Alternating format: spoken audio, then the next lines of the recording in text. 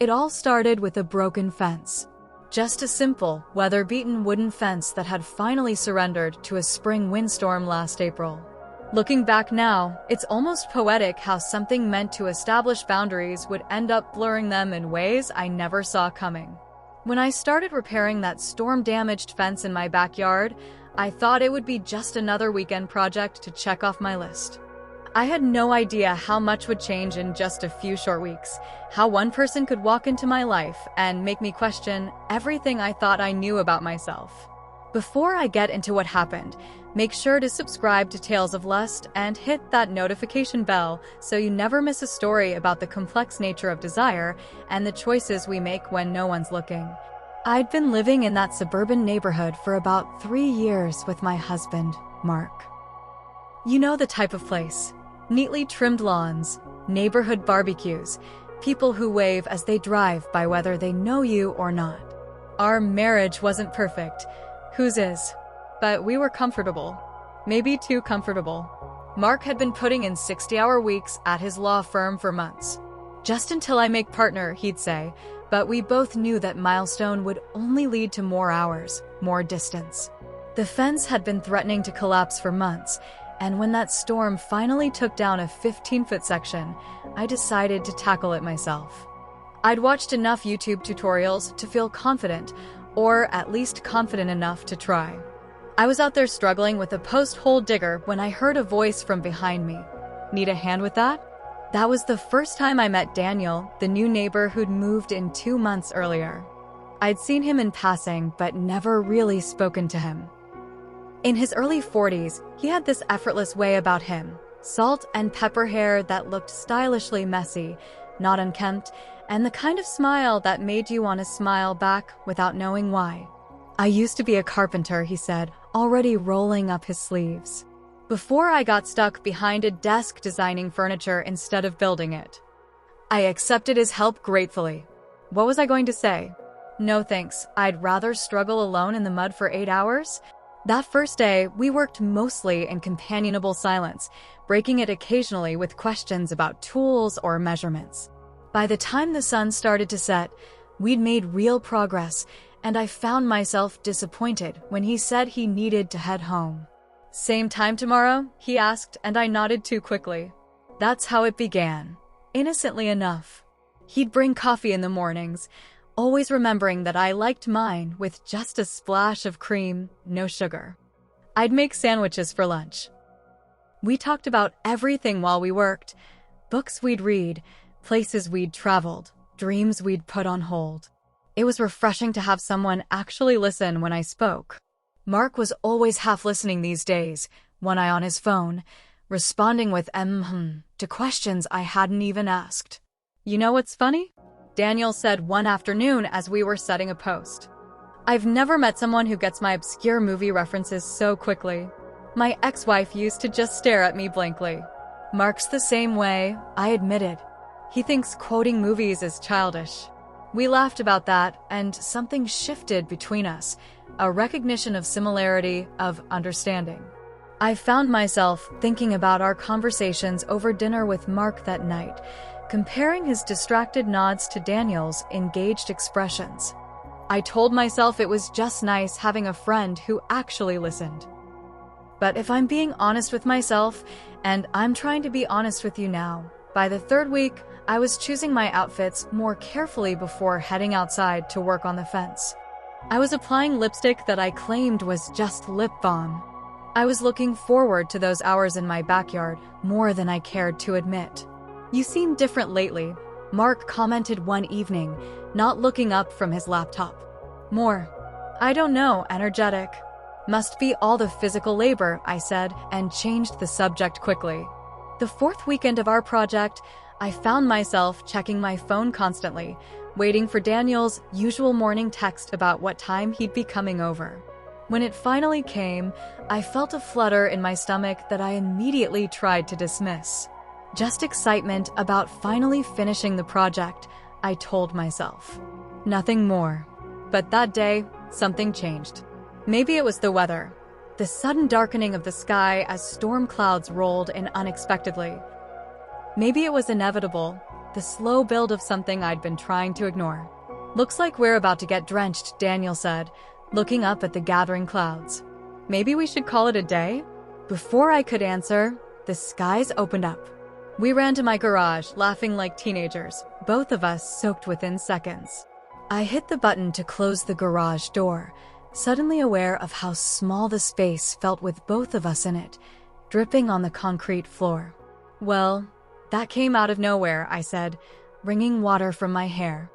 I became acutely aware of how my wet t-shirt was clinging to me and crossed my arms over my chest. Daniel was looking at the rain through the small windows in the garage door, his profile illuminated by the dim light. "It's funny about fences, isn't it?" he said quietly. "What about them?" He turned to look at me then. "They're supposed to separate spaces, create boundaries. But working on this one with you has done the opposite." The air between us felt charged, like the electricity in the storm outside. I knew I should say something light, change the subject, maintain the boundary he was talking about.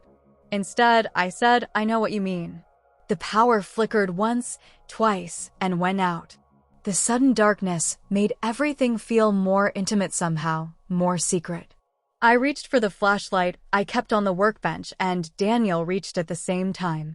Our hands touched in the darkness, and neither of us pulled away immediately. I could smell his cologne, something woodsy and subtle that I'd come to associate with our mornings together. I could feel the warmth of him next to me, hear his breathing. For a moment, just a moment, I let myself wonder what it would be like to close the small distance between us. The power came back on with a hum, and the moment broke. We both stepped back, a little too quickly. Daniel cleared his throat and made a joke about the electric company. I laughed too loudly. But something had shifted, something we couldn't undo. As he left that day, after the rain had stopped, he paused at his car. "Some storms change the landscape forever," he said, and I wasn't sure if he was talking about the weather anymore. That night, I couldn't sleep. I lay next to Mark, listening to his steady breathing, and thought about Daniel. About the fence that was almost complete.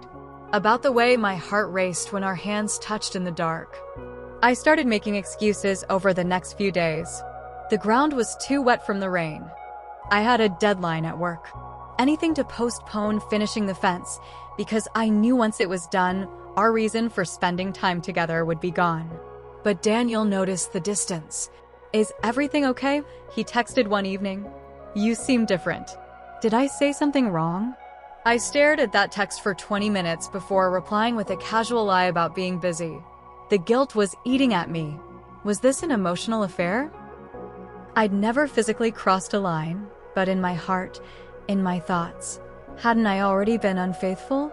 My friend Jenna noticed something was off when we met for coffee. "You mention your neighbor a lot," she observed. "This fence project seems to be taking forever."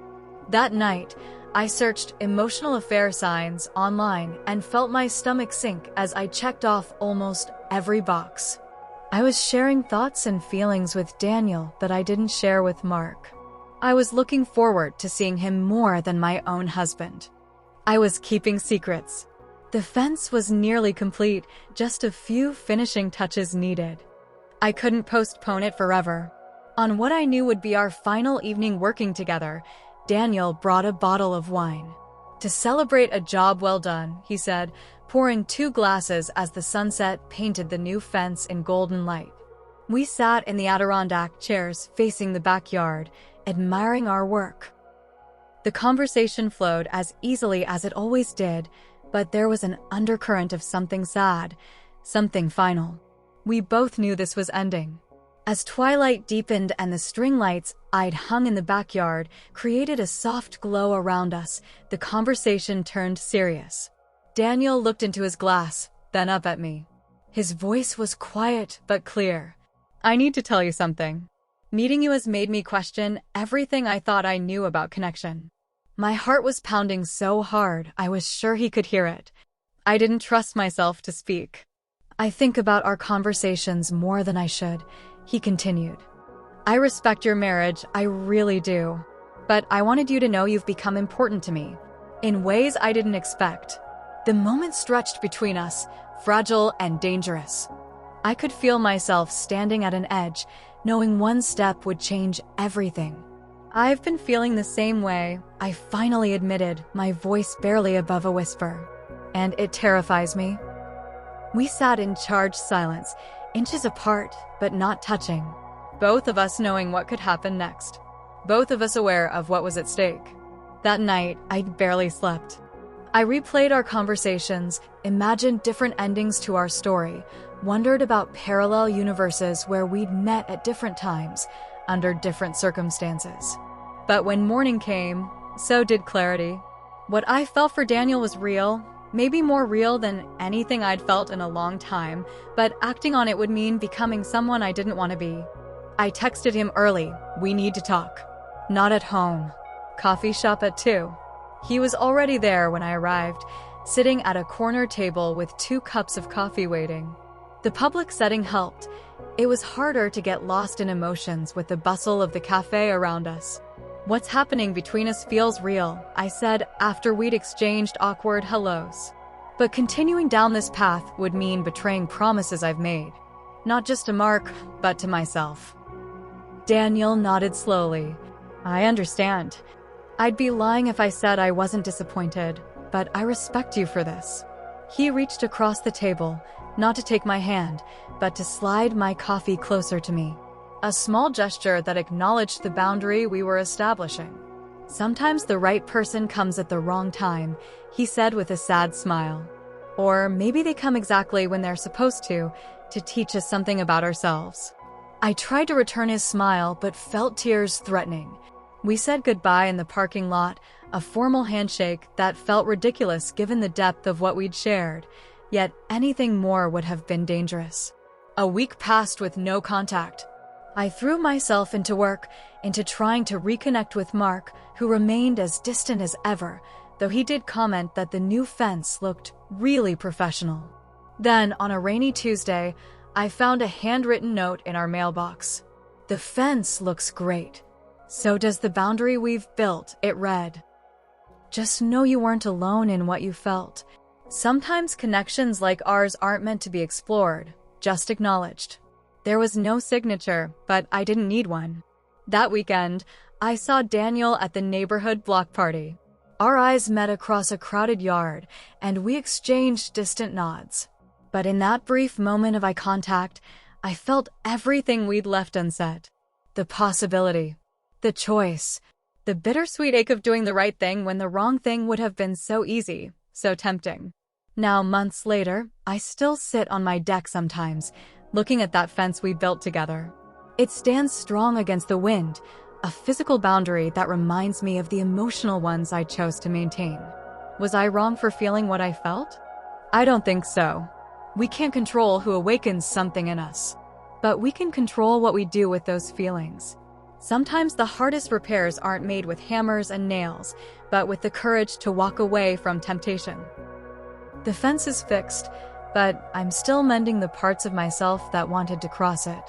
Mark and I are in counseling now. I told him I felt we were drifting apart, though I never mentioned Daniel. Some things are better left unsaid, even in the name of honesty. But I've learned that the most dangerous affairs don't always involve physical betrayal.